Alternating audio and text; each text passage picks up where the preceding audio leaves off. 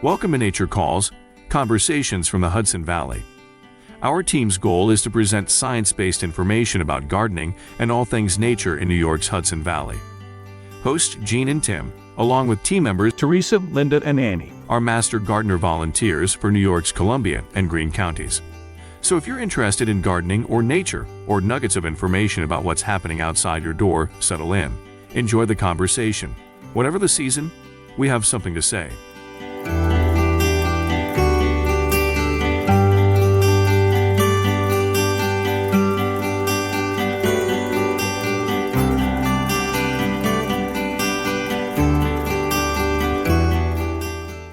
Welcome back for part 2 of The Cover-Up, a discussion of various ground cover and vine choices.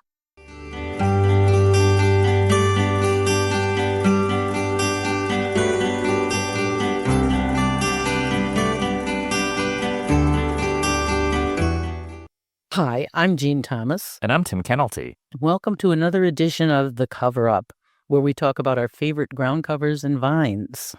Hey, Jean, this time you're talking about a favorite vine, and I'm doing the ground cover. That's right, Tim. Have at it. What's your idea of a great ground cover? I'm glad you asked me that question. You know, I like really hardy plants that can take some abuse, thrive in a bunch of different conditions, and come back year after year. Those characteristics are especially important in a ground cover. I also like to discover plants that aren't necessarily in the mainstream. So today, I have one that covers all those bases. The common name is green and gold, or golden star, and the Latin name is Chrysogonum virginianum. Its genus name is from the Greek kairos, meaning gold, and gonu, meaning joint, in reference to the location of the flower stems at the leaf axils. Green and gold is a low-growing, clump-forming perennial herb with opposite oval, hairy leaves and bright yellow, star-shaped flowers. It can thrive in a variety of soils and will do well in full sun to part shade. I even have some in pretty shady areas. It spreads fairly slowly through rhizomes to form a thick mat. Some of the things I really like about this plant is that it can take a good deal of neglect. In fact, my favorite description of it is that it does much better if neglected than pampered. Kind of like Eugene. Now, that's my idea of a good ground cover. It can also take brief periods of drought or flooding, so I would call that climate resilient. I have some underplanted in a native shrub border, and it does just fine. And for a ground cover, it has a long blooming period, with a big flush of pretty yellow flowers in May, and then sporadic blooms throughout the summer. Its flowers provide early nectar for pollinators, but it's seldom bothered by deer, rabbits, or other herbivores. There are quite a few cultivars to choose from if you can find them. Pierre is a vigorous and long-blooming one. Allen Bush is more compact and floriferous than the straight species. And get this, Echo-lacquered spider, probably my favorite cultivar name of all time, is much faster spreading than the other cultivars. So, Jean, if you want a really tough native ground cover that's long-blooming and deer-resistant, you really have to check this one out. Tim has chosen the ground cover portion of our dichotomy, so I get to choose a vine. One of my favorites is one that grew on the porch at my Auntie Ruth's cottage. This porch was a trellised entryway to her house that had what I call a Dutch bench on either side, flanking the doorway. This porch was a cool shelter in the hot summers where I could curl up with a book and be invisible. That's how big the Dutchman's pipe vine got by midsummer. This is not a plant for the faint of heart. Aristolochia durior is an old-fashioned monster of a plant that can grow 15 to 30 feet in length and width. It belongs with big old Victorian houses or draped over massive arbors. It can be a great screen for unsightly areas if given a nice, strong support. The genus name Aristolochia refers to its one-time use as a birthing herb. The species name is, depending on the source, either Macrophylla for the large leaves, or durior, which is a little less clear in interpretation, something to do with hardness or maybe hardiness. It is, in fact, a powerful poison, and any part can cause kidney damage if ingested, so don't plant it if there will be young children playing around it. Dutchman's pipe is a native plant related to wild ginger, and the flowers of both are pretty bashful. The common name comes from the shape of the flowers. They arrive in May and June, hiding among the big heart-shaped leaves, and look like tiny brownish-yellow meerschaum pipes. And the flowers lead a fascinating life. They look a bit like carnivorous flowers. Their wide-open mouth petals lead the insect down a hairy tube.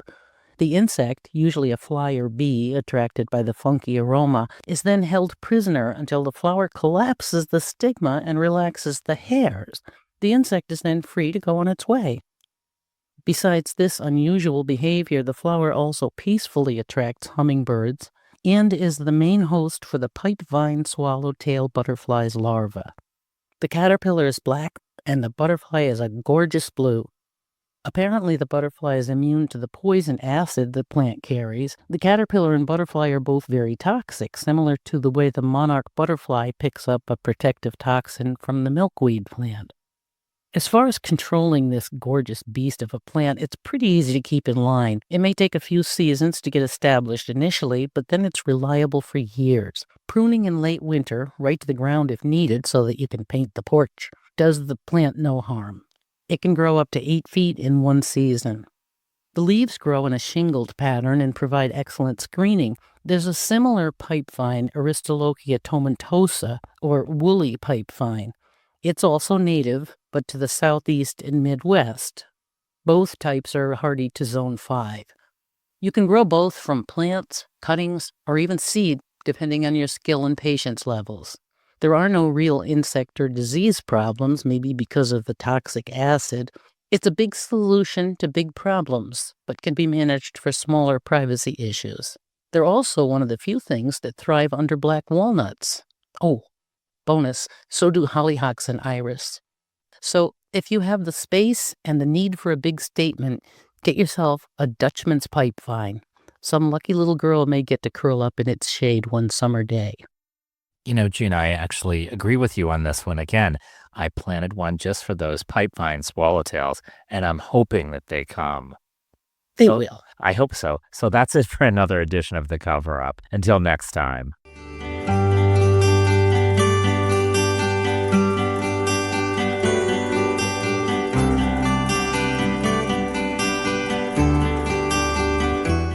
Hi, I'm Gene Thomas. And I'm Tim Kennelty. Welcome to The Cover Up. The Cover Up. Today we're talking about vines and ground covers as usual. Tim's picked wisteria. Gene, hit me with your best shot. What wonderful ground cover are you talking about? All right. Well, I decided I wanted to indulge in a ground cover capable of the same powerful statement as wisterias, and that's geraniums. And we have a theme today, right? Because since I'm talking about native wisteria, you're talking about native geraniums. There are some that are the same color, right? That's the theme. You can mix and match in the purple and white range, so it could be kind of massive. Not the pelargoniums, though, the annual garden geraniums like you see in window boxes, but cranesbill geraniums. The Latin species name is geranium, derived from the resemblance of the seed head to a crane's bill. For those of you who can't help but ask, then why are pelargoniums also called geraniums? This is a total digression. Tim will probably kill me, but here it is. They're cousins from the same family. The name pelargonium even refers to the similarity of the seed head to, get ready for this, a stork. You can't make this stuff up. And don't get me started on scented geraniums. They're annuals too, and not ground covers. I'll have to see if Linda Levitt will give us a flower power talk about them one day. These ground-covered cranesbills are hardy perennials with a wonderful attitude. There are about 300 species, and I don't even know how many hybrids there are. The flowers are available in many shades of blue, pink, and white, and the leaves provide a spectrum of shape and color that keeps the plant interesting when it's not in flower. Some gardeners make collections of these and plant them in patterns that look like tapestries. Garden centers present them as perennials in their sales yard, and we often think of them as specimen plants. But once you open your imagination to using them as ground covers, they can be glorious. The most common local wild geranium is Geranium maculatum, and it's found in clumps on the forest edge. Their growth habit is similar to the commercial types, but a little more open in form. They'll make colonies, and they're a terrific native pollinator. The other species that include most of what we can buy include the macrorhizum, a.k.a. big root, and dressy, or perennian, which doesn't like heat, and the sanguineum, named for the hot magenta flowers, although it comes in white too, go figure. They all form mats of foliage and spread happily, forming colonies. They love mixed flower beds or just lounging around along walkways and lawn edges. They especially like to be underplanted with the small spring flowering bulbs. You can find geraniums as dainty or as coarse in habit as you like. Most are hardy to zone 4, and once established, they'll putter along happily for years with minimal care. My favorite feature of these geraniums is their eagerness to please. I have often raided beds of them, especially the big root type, plopped whole pieces into new homes, and had both beds all grown back full and fluffy by the fall. I've divided and shared all the different geraniums that I grow and never had one refuse to flourish. They also grow in tidy patterns. Most types, except the daintiest, makes beds that look like they were drawn with a ruler. Their edges are so neat. They're especially pretty under shrubs. They look like precise little carpets. The daintier ones sometimes need a little coddling in mixed beds until they're well enough established to stand up to the bullies. If you're a beginner and want a nice cooperative show-off, Johnson's Blue and Roseanne are a couple of the best known. But new hybrids of both are popping up all the time. I almost forgot. Many of them smell good, too. Usually it's a crisp herbal scent sent out from the foliage. The other thing I almost forgot is the warning.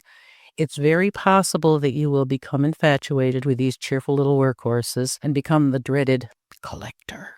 I personally have exercised restraint and only have 5 varieties so far. That's unlike you, Gene, to exercise any restraint with anything. And as you know, sometimes we disagree about these things, but I have to admit, I too am a fan of the geraniums. I can't believe it. We agree. I have many of the species and cultivars in my garden too, and I love how hardy and tough they are. Just like the vine I'm talking about today, our native wisteria, Wisteria frutescens. And please, before I go any further, let me be clear that I'm not talking about Wisteria sinensis, the non-native wisteria that you're probably thinking of.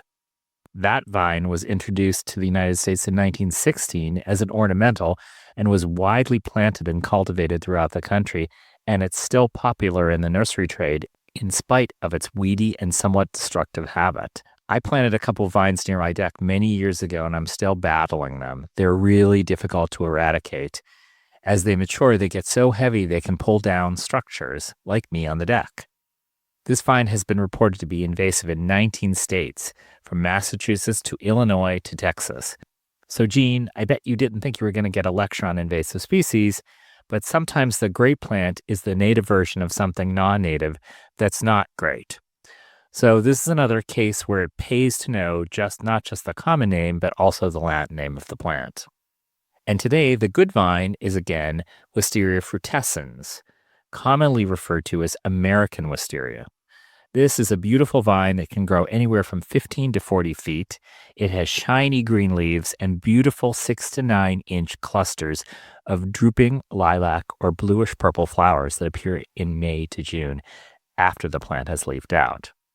One of the things that I really like about this vine is that the flowers can be quite fragrant, so mine is planted near my sidewalk where I can smell it.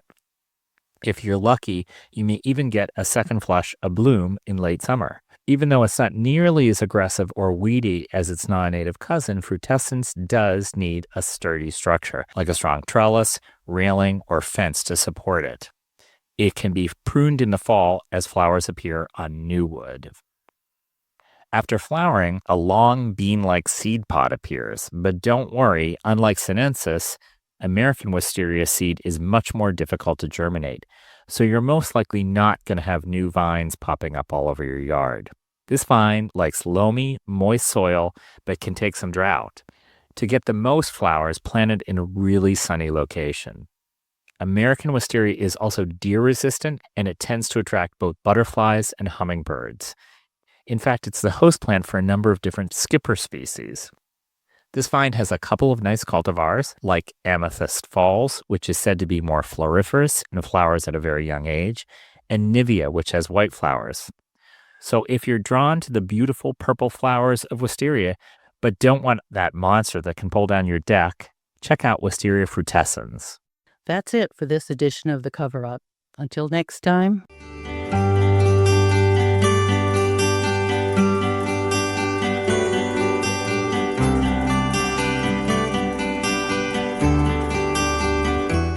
Hi, I'm Jean Thomas. And I'm Tim Kennelty, and welcome to another edition of The Cover Up, where we talk about our favorite ground covers and vines. So my ground cover today, Jean, is golden ragwort, or golden groundsel, or just ragwort. Okay, ready for this? Other common names include squawweed, liferoot, golden sinencio, uncum root, wahweed, false valerian, coughweed, cocoshweed, ragweed, staggerwort, and St. James wort. Wow, this is obviously a plant with quite a bit of history to have so many common names.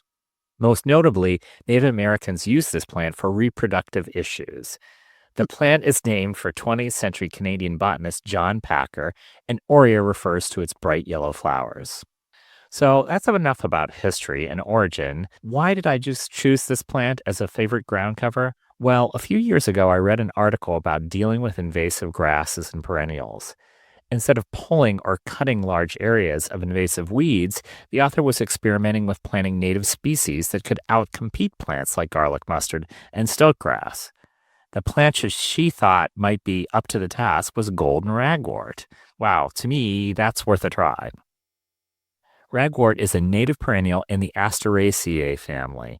It's found throughout eastern North America, growing in swamps, forests, ravines, and riparian areas. It's short in stature with the flowering stems rising typically 1 to 2 feet above basal clump of heart-shaped, toothed, semi-evergreen, dark green leaves. The bright yellow daisy-like flowers appear in early spring and provide pollen and nectar to visiting pollinators that include little carpenter bees, cuckoo bees, and various sweat bees, as well as a number of syrphid flies and fireflies. The leaves of this plant are host to at least 17 different butterfly and moth species. And none of the herbivores, including the deer, seem to have it on their menu. But the reason I like this plant is that it really does take off and is a formidable foe against weeds. It spreads through underground rhizomes and by self-sowing seed to form clumping colonies. It's not picky about soil conditions, and it can grow in wet areas as well as being able to take some drought. And it's said to grow in full sun to just about full shade. I'm experimenting with this in my garden and have planted it in a variety of conditions, including a semi-shaded ditch and a weedy area in full sun. So far, both patches are doing well and slowly expanding. If you do try ragwort, especially to outcompete weeds, plant as many as your wallet will bear. You're not only looking to push out weeds, but create a beautiful display of those glowing yellow flowers to brighten up the garden in early spring. This is a plant you probably won't find at your local big box store or even maybe your local nursery, so you may want to check out specialty native nurseries or online sources. But with a plant like this with bright yellow flowers in early spring, when not much else is blooming, that support wildlife and easy to grow, and most importantly, might just push out those weeds and invasives, this is one well worth the hunt. What do you have on deck for us, Jean, for a vine? I don't know. I'm making notes about your little yellow thingamajig that I'm going to have to come over to your house and look at. Yeah, you should. You should actually, because mine are expanding and they're actually doing what they're supposed to do, which is push out those weeds. And if they attract cuckoo bees, I'm in. Hey, you want some cuckoo bees in your yard, don't you? I probably some, don't I? I think you do. Maybe cuckoo something, yeah. Well, I'm not going with the native line today. I'm doing a hydrangea. Now, everybody has a favorite hydrangea, from the big snowball bush type to the delicate lace cap, from white to pink to the singular blue that we see at seaside gardens. I have at least 3 favorites among the shrub types, but there's another one I'm particularly fond of. Its formal name is Hydrangea anomala petiolaris, the climbing hydrangea. The hydrangea name refers to a water holder, referring to the shape of the seed pods. Actually, the name is accurate too if you interpret it to mean any hydrangea plant likes plenty of water. The anomalous species name means unlike the others, anomaly, because it climbs. Petiolaris is a reference to the petioles or stalks of the leaves. Technically, there are 2 climbing hydrangea types, the anomala and the petiolaris. But they're so closely related that they seem to be combined in the nursery trade, and they're sold by either name or both together with little differentiation. As you may know, I have a fondness for the unusual, and that's one of the reasons I love this plant. They were introduced around 1860, so Tim, it's not a native. But they're not aggressive, so, it's okay. First of all, it's a hydrangea like everybody knows about, but it climbs. It has great self-esteem. When you plant one, it may take several years to begin to flower. I'm frugal and bought a small one. It took 7 years to flower. I was almost disappointed when it finally happened. I'd begun to enjoy the anticipation so much. I was entertained by the growth up the ash tree I had given it to climb. The leaves are pretty, a nice bright shiny green, and they have a golden color in the fall. The bark on the trunk is reddish-brown and shaggy at maturity, and it sends out aerial roots to grab onto supports. After the leaves fall, the plant is still intriguing with its thick, twisted trunk and branches twining around its support. To grow the hydrangea anomala happily, give it rich organic soil that's slightly acid. Keep it moist as it acclimates and begins to grow. It's happiest with at least partial shade, but doesn't complain in full sun as long as it gets adequate moisture. It may start slowly, obviously, from my 7-year itch there, but will achieve a growth burst just before it reaches flowering age. Be sure the support is sturdy. I'm still recovering from the loss of the ash tree. When the beetles and the woodpeckers were through with it, the ash had vanished, and the poor hydrangea stood there wrapped around a whole lot of nothing. Fortunately, it was old enough to stand on its own trunk, but I'm still challenged in trying to create an appropriate support. The flowers are interesting too, although you wouldn't think so hearing me go on about the plant. They're fluffy white clusters of florets in almost flat umbels. An average flower cluster is 6 to 8 inches across, and the individual florets can be over an inch across. In June, there are masses of white flowers covering the whole plant. Like all hydrangeas, they can be dried for arrangements. The most spectacular one I ever saw was in Virginia, climbing a tulip tree to a height of 40 feet. Here in our zones 4 and 5, they might not gain the height, but they can be trained to considerable width if you have a barn you want to hide. So if you have the room to do it justice and the patience to let it take its time, this climbing hydrangea can become a treasure. Oh, I almost forgot. The deer taste test the leaf buds in the spring, so some fencing and spraying might be wise. It's worth it. And that's it for today for The Cover-Up. Stay tuned for the third and final segment of The Cover-Up, Vines and Ground Covers for Your Home.